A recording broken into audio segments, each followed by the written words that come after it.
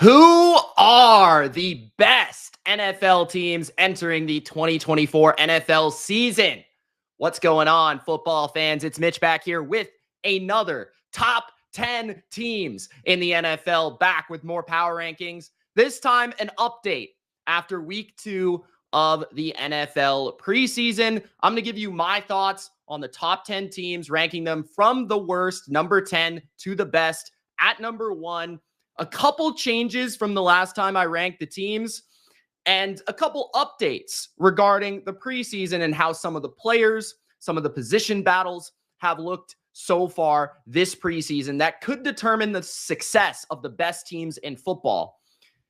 Not a lot has really changed in terms of my opinion on which teams will be super successful this year, which teams will win divisions, which teams will win wild cards.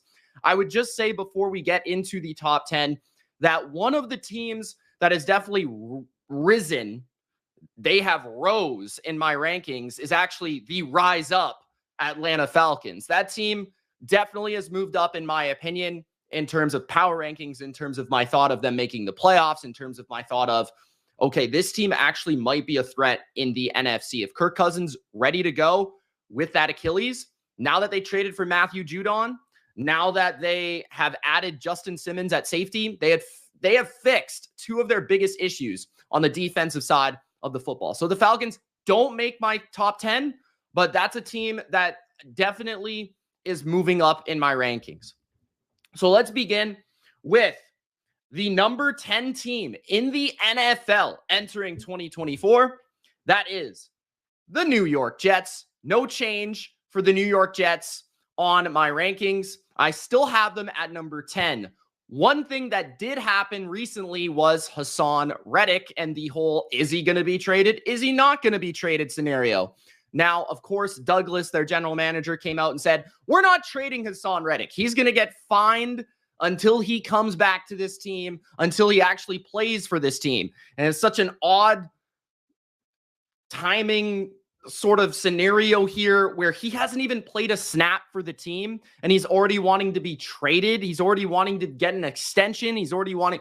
So they just didn't figure that out when they traded for the guy. So without Hassan Reddick, the question is, like, can the Jets still have that absolutely top tier elite defense without a guy that can put up 10 plus sacks in a season? Because they did lose Bryce Huff, who is one of the game's best pure pass rushers, to the Philadelphia Eagles. One thing to note is that one of the big players that would replace in a permanent role Hassan Reddick, I do think he'll come back at some point. But one player that will be essential to this defensive line rotation, Will McDonald. Will McDonald was a first-round pick last year. He was one of my favorite edge rushers in the class last season, and he had a sack in the preseason game, playing important snaps early in that preseason game. So just to look at that and see that he got a sack and see that Will McDonald is showing up big time, that could mean a breakout. We know what Jermaine Johnson can do. He's a very good run defender, but he does add a little bit of speed to power from that edge position. Quinnen Williams is a beast. Their defense from top to bottom, secondary to front, is absolutely elite. But if they do miss Hassan Reddick, somebody like Will McDonald will have to step in. The bigger question marks to me are really like Aaron Rodgers in the offense. And honestly, like, is Aaron Rodgers going to be ready to rock this year? I kind of question the decision to not have him play a lot in the preseason to gain chemistry with Garrett Wilson.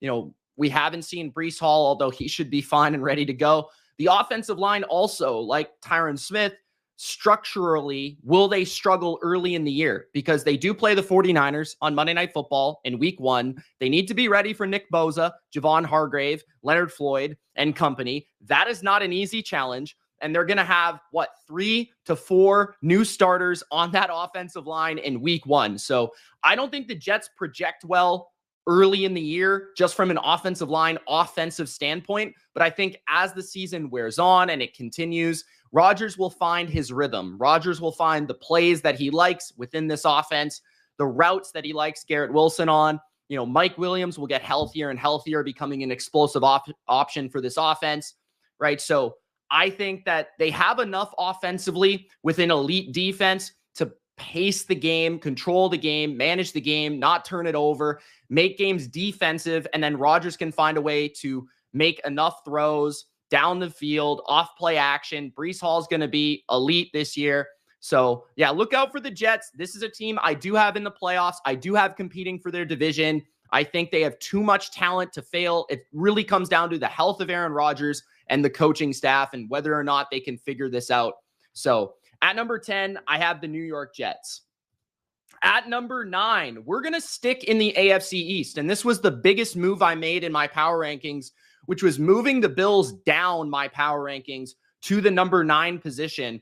And a lot of that was influenced by the loss of Matt Milano for a large majority of this season. Now, at least, thankfully, Matt Milano, one of my favorite linebackers in football, is literally one letter removed from my last name.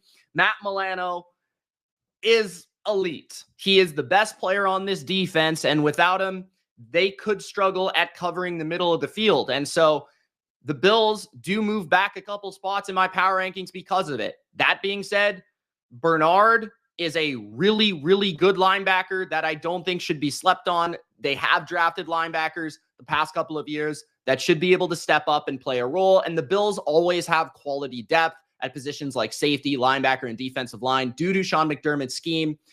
I think the defense, the thing I really appreciate about the Bills is that they're actually playing their players in the preseason. They're getting them reps, especially the receiving core. They've played quite a bit early.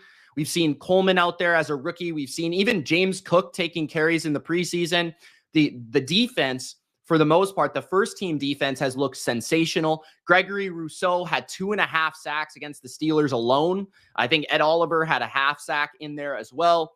And we've also seen a little bit of Ray Davis, running back Ray Davis, a rookie that had 8 carries for 58 yards against the Steelers. He could really be that number 2, a little bit more of a power element to the backfield, complementing their lead workhorse, James Cook, who I think could have a massive season as both a pass catcher and an explosive rusher. He was second in the NFL in 10-plus yard runs last year. James Cook is probably the most underrated all-around running back in the NFL. We know what Josh Allen is. He's an absolute stud. He's going to give this team at least a floor of 9 wins. And then it's really going to come down to, the offensive line health, the receiving core. I think guys like Dalton Kincaid are going to have huge years. I actually expect Curtis Samuel and Khalil Shakir to play bigger roles than the rookie Coleman, who has not looked great so far this preseason. He does struggle to separate, which is kind of my worry. But defensively, I think they're going to be very strong from top to bottom. They have a very good secondary. I like their safety rotation right now and expect their corners to really play well each and every week. I think they've got 4 quality starting caliber corners. Rasul Douglas, Teron Johnson are 2 really awesome players. So, yeah, the Bills, I just think they're very well-rounded. Of course, they have one of the elite quarterbacks in football that can change a game by himself and do it by himself. So at number 9, the Buffalo Bills. At number 8, I have the Baltimore Ravens, who to me are like clumped in or like collectively similar to the Buffalo Bills, where they have an elite quarterback, but I do have worries about certain aspects of the team. I feel like the Ravens, the offensive line, I always preach that this is not the same offensive line as last year, and people just seem to be ignoring that. But the Ravens did lose 3 offensive linemen that started for them last season, and that is crucial to me because when you also bring it up, the Ravens have a left tackle that is constantly injured in Ronnie Stanley. So that's almost like 4 guys that could be missing from last year at key components and parts of the season. Right. And they lost a great veteran like Kevin Zeitler, a solid guard like Simpson, and then another quality veteran in Morgan Moses. So these veteran pieces being missed, the communication, the detail of the offensive line is certainly going to take a step back. Now, Mark Andrews, he's been banged up a little bit in training camp. I don't know what to expect from him. Like when he's on the field, I think he's going to be good. But I do wonder if he's still the same player because it's been a couple years since he's been truly elite in terms of production. But he is Mark Andrews. He does have great rapport with Lamar Jackson at the end of the day. I'm expecting Isaiah Likely to take a huge step forward this year. as potentially playing more in the slot for this team or even out wide and utilizing his skill set in a different way this season. Just the way he showed out at the end of last regular season, I think it would be a mistake for him not to get the ball more. We know what Derrick Henry is, obviously. The only question there is like, how are they going to utilize him in terms of, are they going to try to go to more, under center stuff with Lamar Jackson? Are they going to keep him in the gun as a threat? Because the thing is, Derrick Henry is not a great route runner or pass catcher. So having him play from the gun and take carries from the gun is a little awkward. Maybe they'll play more pistol this year. I don't know, but it will be interesting. And Lamar has slimmed down, which is an interesting note because he actually beefed up so that he could stay healthy and not take, hits and get injured. But him slimming down is just definitely going to make him more elusive behind a weaker offensive line and also probably a faster runner, where I felt like he wasn't as effective last year in terms of his explosive rushing ability. And I love Zay Flowers. I talk about him each and every video I get a chance. I think he's going to be a true number one receiver this year. The defense, we know, has lost multiple coaches, right? We talk about 2 different coordinators as position coaches that the Ravens lost. And then obviously they also lost the best DC in the game, Mike McDonald, who I love his Seahawks team this year. And then defensively, they'll still be very good. I was impressed with their first round pick in week 1 of the preseason. I think that their overall pass rush has some questions to answer. I think Oweh is the one that could really break it open and make them really dynamic. If he can replace what Jadeveon Clowney gave them last year, they should be just fine in their front 7. The Ravens always have a good defense. I just wouldn't expect it to be like the best defense in the league this year, given all the coaching that they did lose, but they should still be in the top 10 somewhere.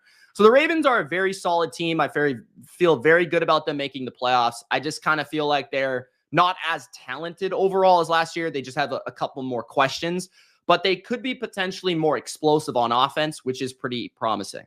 So at number 8, I have the Ravens. At number 7, the Philadelphia Eagles. The Eagles are at number 7, and they're really talented. The questions kind of lie in the coaching staff, like the changes there. Kellen Moore, Vic Fangio. Like, people forget this team was something like 10-0, 9-0, 11-0, something wild last year. And they just completely fell apart. I put a lot of that on Nick Sirianni, to be honest and to be fair. But I also feel like they were kind of getting by last year with some wins that maybe they shouldn't have had. But at the end of the day, I think coaching is going to make a massive improvement on this team in terms of detail on both sides of the ball. I also think they made critical improvements in their defense in terms of speed and youth in the secondary and at linebacker. And I actually liked what I saw out of the Eagles defensively in the first couple of weeks of the preseason. They haven't really played a lot of starters, but I thought there were a couple of key notes. Like, Avonte Maddox looks back and healthy. He had a nice interception in the end zone against Jacoby Brissett of the Patriots. I thought he looked good, and he was missing a majority of last year. So him playing, nickel corner or safety, he should be a key ingredient to their rotation in the secondary and should help. Nolan Smith also had a sack in the game, and Nolan Smith is going to be probably more involved in their edge rotation this year. I am worried about their linebacker position. I still think it's rather poisonous, let's say. Like, I don't know if Devin White's really going to be the answer they expect. They signed guys like Zach Bond, and they're expecting a leap out of Nakobe Dean, but I don't know, man. So, yeah, linebacker's a weakness, but they still got a good defensive line led by young Jalen Carter. I expect big things out of Huff. And Fangio just knows how to coach defense. Like, he's going to figure it out in the back end. He's going to make them better, especially in coverage, I would expect.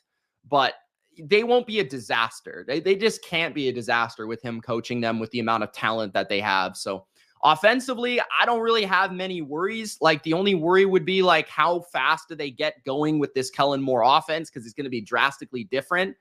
But Moore should be able to stick to the staples of the offense. I expect him to lean on Saquon early in the season, the offensive line running the football, and then kind of mix some things in through the passing game. I think some of the guys like Johnny Wilson, some of the backups that they've had step up in the preseason, because they're kind of searching for like a wide receiver 3, a tight end 2, some of the depth players. We know what A.J. Brown, Devontae Smith, Dallas Goedert are going to be and going to do. Expect a big season out of Dallas Goedert in this offense. I think it's going to be an improved target share for him because Kellen Moore seems to feature the tight end more than they did previously in this offense. Hurts, I think, will have more answers against the blitz. He'll be more comfortable in the passing game. The question is, can he handle a more complex offense from a passing standpoint? Because the Eagles have been rather kind of simple in the past, but they have so much talent that they should be in the playoffs. They should win their division. And I expect them to have a pretty good bounce back from late last year. So at number 7, the Philadelphia Eagles. At number 6, this might be slightly surprising. I brought this team up, I think, at the same spot last time I did my power rankings, but people don't really know how to receive this team. Some people love this. Some people hate this.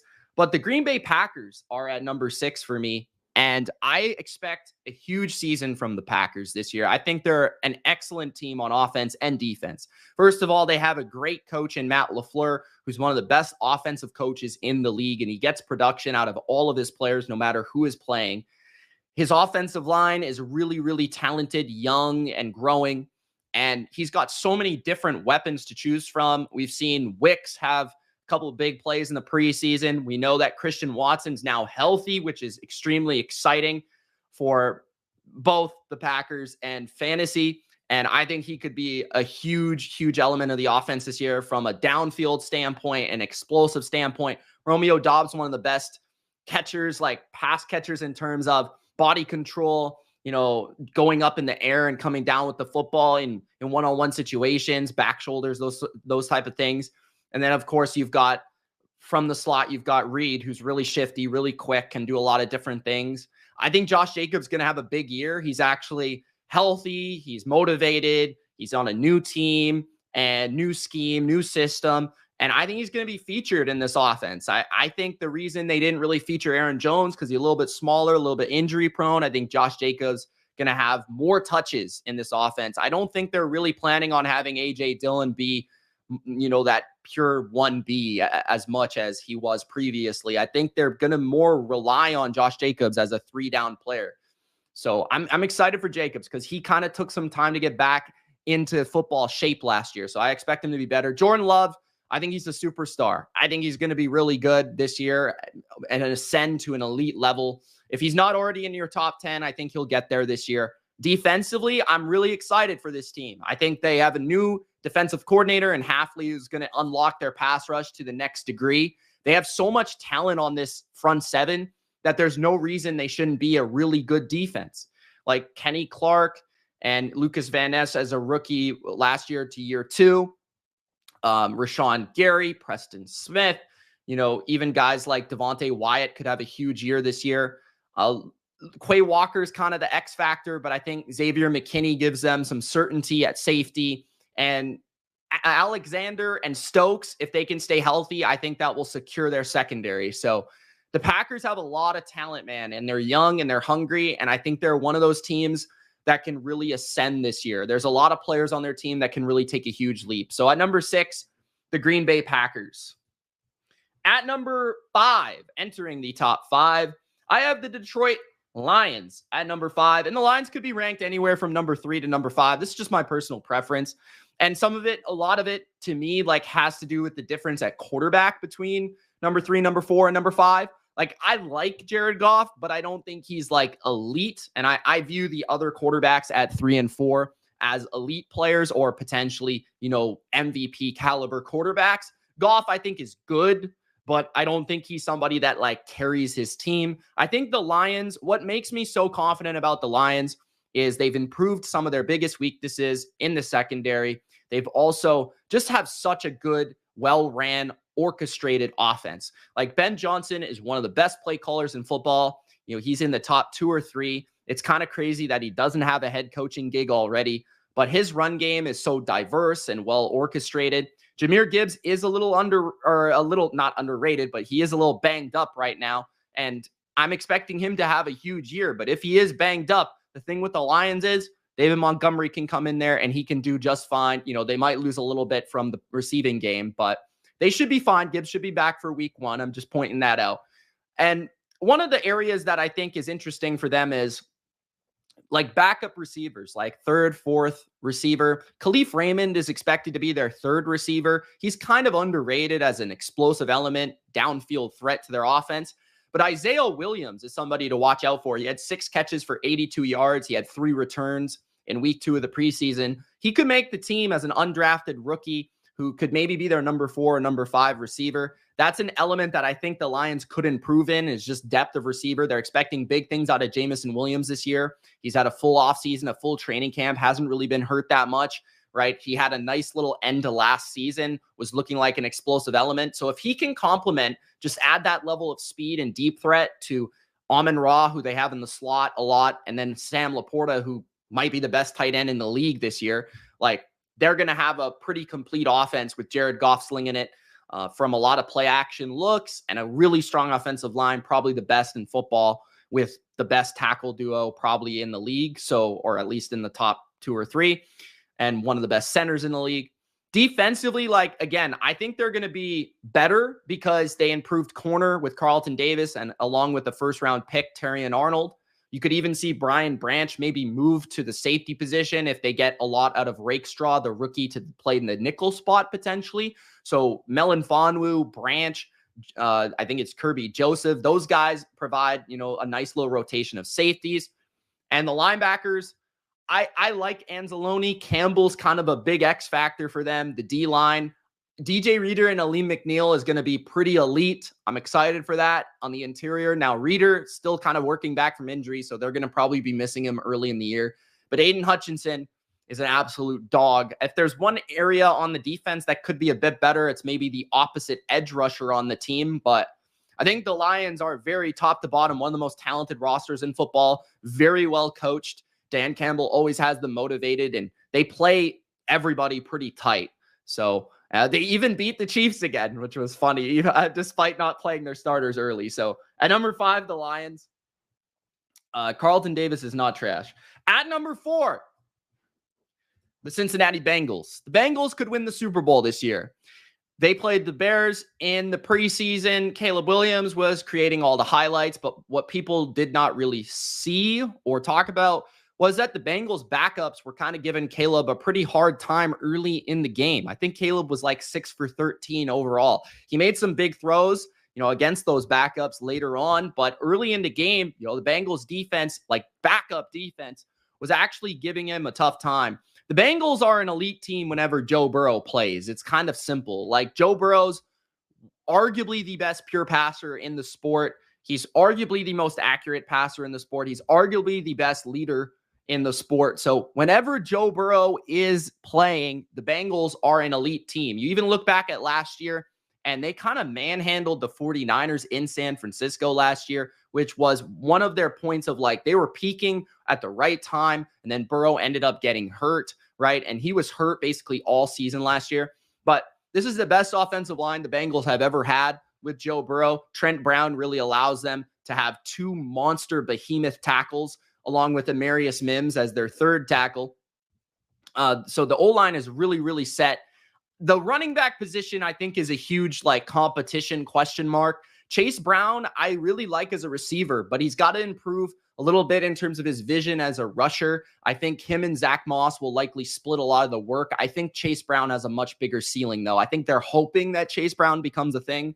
Their receiving core, they lost Tyler Boyd, but a lot of people, I think, are overlooking some of the younger receivers they have on this depth chart that could really step up in that spot. And actually, they might be a better receiving core this year. Jamar Chase has this whole contract thing going on, but I wouldn't be too worried given the ties to him and Burrow and just the confidence it feels like he's going to be there. T. Higgins, though, has looked really good when he's played in the preseason, also in training camp. So T. Higgins could have a really nice year this year. And, Mike Gesicki maybe adds a little bit something different to the tight end room, but this offense is going to be absolutely awesome. I'm looking forward to their passing game. It's going to be very much like, watching Drew Brees and the Saints, 10 years ago, or Peyton Manning and the Colts in their heyday. I think they're going to spread the wealth. I think Jamar Chase is going to be the alpha. But at the end of the day, I just think they're going to be really hard to stop with Joe Burrow passing the ball. And then defensively, I think they'll be better this year. They've got a good defensive coordinator in Big Game Lou. The defensive line, I think, is very solid across the board. And the linebackers, one of the best combos in the league with Wilson and Pratt. The safeties are improved with Stone and Bell. And the corners are maybe a little questionable just in terms of like behind Cam Taylor-Britt, Mike Hilton. Who's that other corner going to be? But they have drafted guys. I'd still like them to add a veteran to this defense at some point, but I don't know. The Bengals don't seem to go out of their way, but I do feel like the Bengals defense is definitely going to be better than last year. They were pretty disappointing last season. I'd expect a big improvement at safety and a big improvement in their run defense. So at number 4, I've got the Bengals. They could win the Super Bowl. At number 3, this is the one that everyone always is like, whoa, really? It's too early or premature on this one. But you guys just need to understand that the Houston Texans are here, guys. The Houston Texans are here. So I have the Texans at number 3. The Texans and Bengals, to me, are interchangeable, as well as the Lions. Like, I think this is my top 5 regardless. But the Texans are, like, outrageously talented, and they have all the things that I look for in a true contender. And I've said this many times here on Bleacher Report already. They have the elite ascending quarterback in C.J. Stroud, who I don't think people actually realize how good C.J. Stroud already is. Like, I always hear people like, oh, what if he struggles early in the year? What if this happened? Like, guys, watch C.J. Stroud play, okay? He's like the most pinpoint accurate passer. It's him and Joe Burrow in terms of just putting the ball where they want it. The placement is just outrageous with the ball. His creativity, his ability to buy time, his ability to extend, his ability to not make mistakes at an elite level. And the reason for that is because of his placement of the ball being so elite that he just doesn't make a lot of bad passes, right?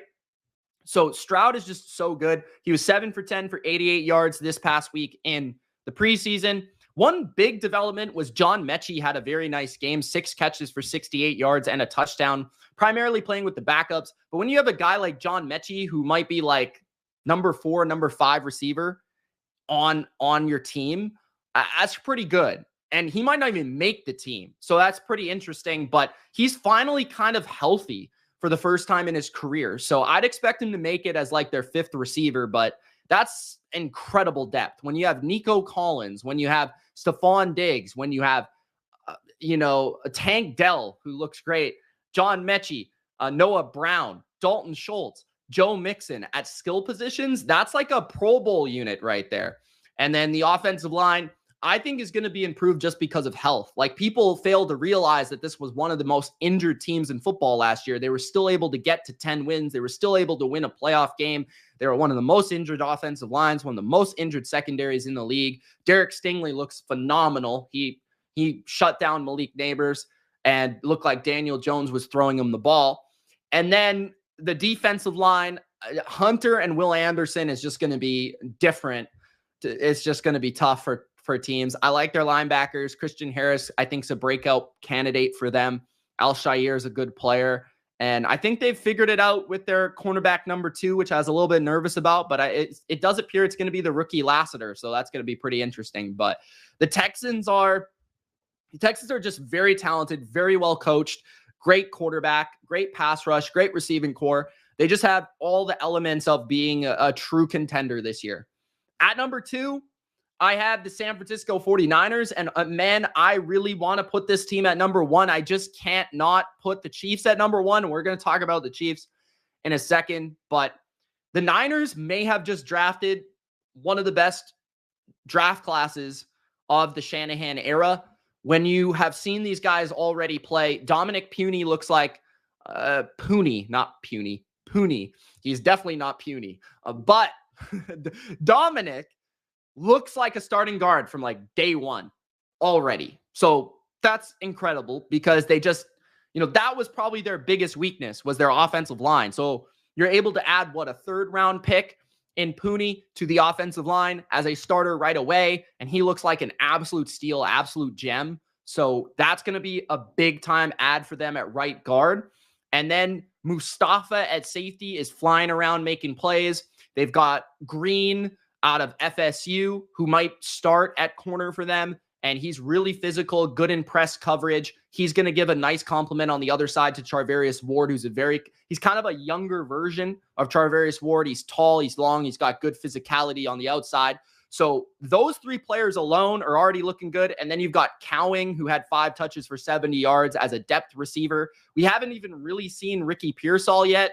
So yeah, this is looking like one of the best draft classes that John Lynch and Kyle Shanahan have ever drafted, which is just insane because this is already like the most talented team in the NFL. Their defensive line is really solid. Malik Collins, I think, is a very underrated ad. People kind of talk about Eric Armstead being lost this offseason, but Malik Collins is a very solid addition to replace him. Leonard Floyd, you got Nick Bosa. The linebackers, D. Winters looks great. Fred Warner, of course, D. Winters or, Devondre Campbell will probably replace Dre Greenlaw early in the year before he comes back. Hufanga is expected to come back at some point.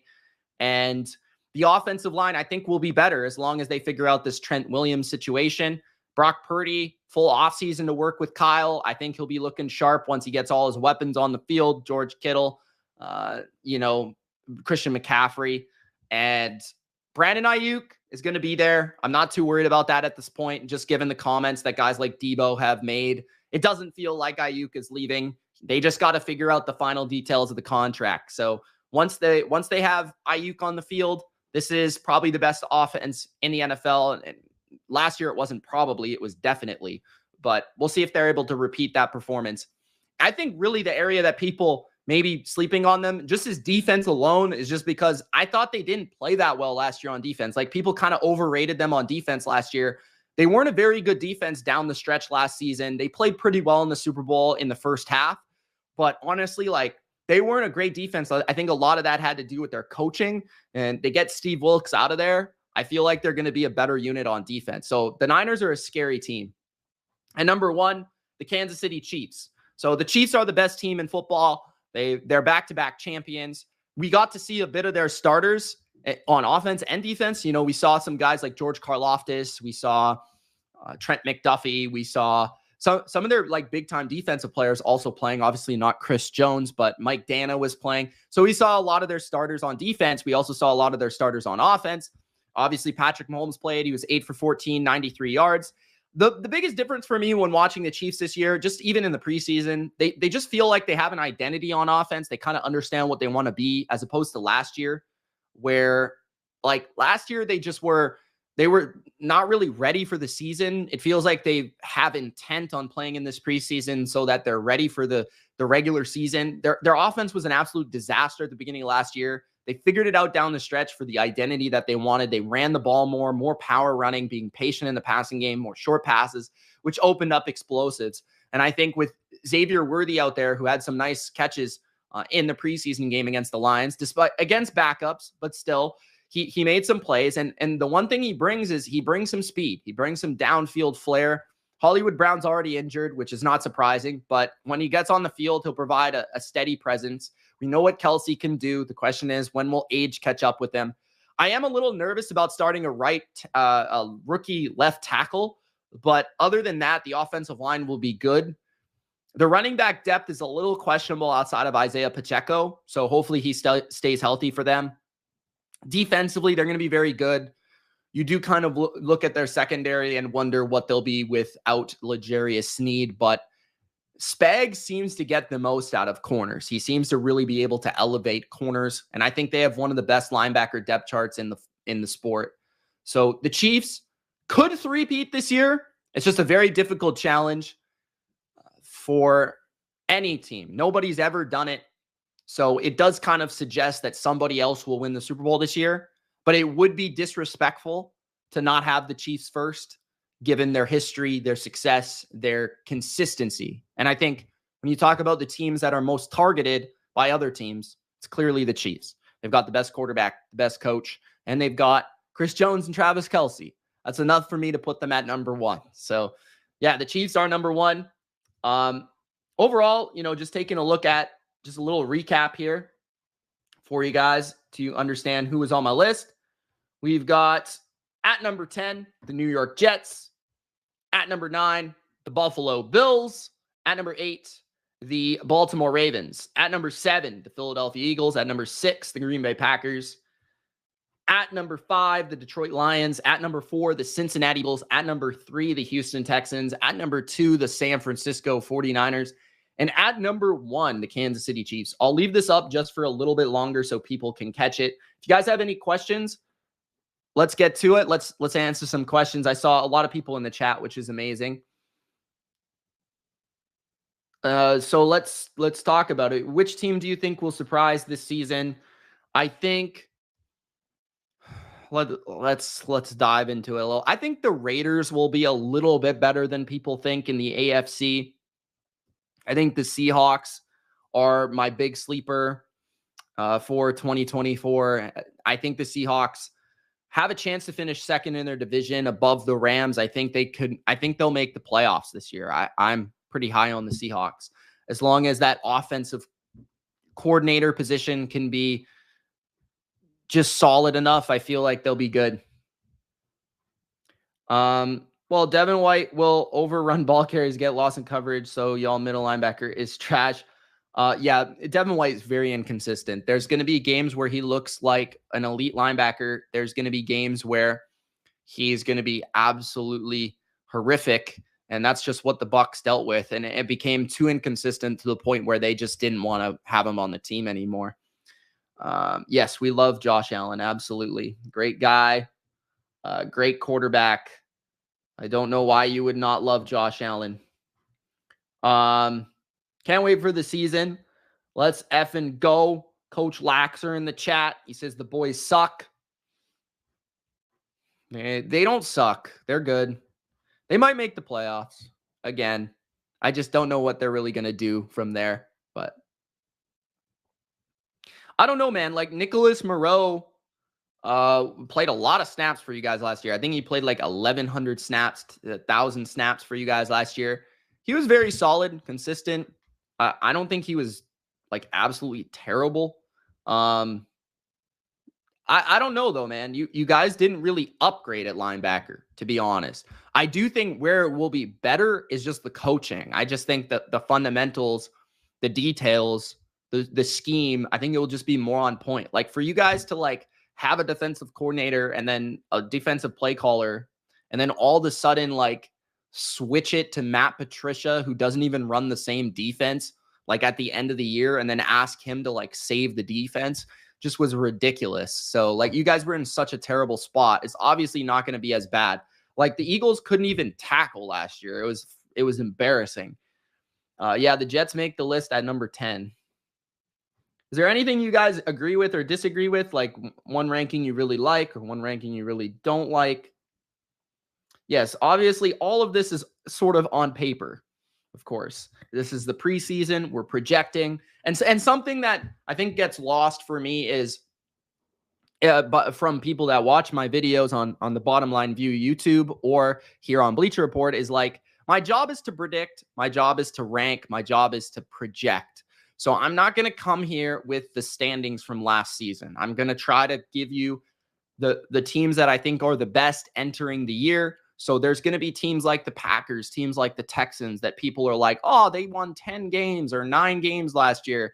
But really, that's not the point of this. That the point is to give you my perspective and my opinion based on the rosters, the teams, the projection moving forward. And that's the way I rank these. So teams like the Ravens, I think will take a little bit of a step back. I think the Eagles will be more consistent throughout the entire year. The Bills don't quite have the elite talent that some of the other teams have, but they still got Josh Allen. They still got Sean McDermott there. And they've got overall some very solid defense. The Jets are a team you kind of project to play better this year just based on having an actual NFL quarterback and then improving their offensive line, things like that, right? So I'm So Godly says it's solid. I just don't get the Bengals at 4. Where would you put the Bengals? I think the Bengals are absolutely like elite. I just think people forget that the Bengals were like in the AFC Championship in 2022 and in 2023.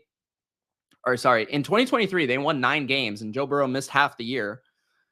Winning 9 games without a top 3 or 4 quarterback in football is absolutely phenomenal stuff.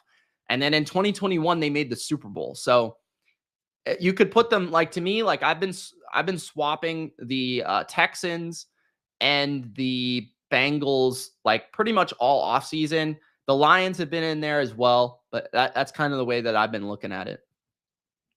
All right, guys. Well, I'm going to end it here. Thank you so much for watching. It's been Mitch.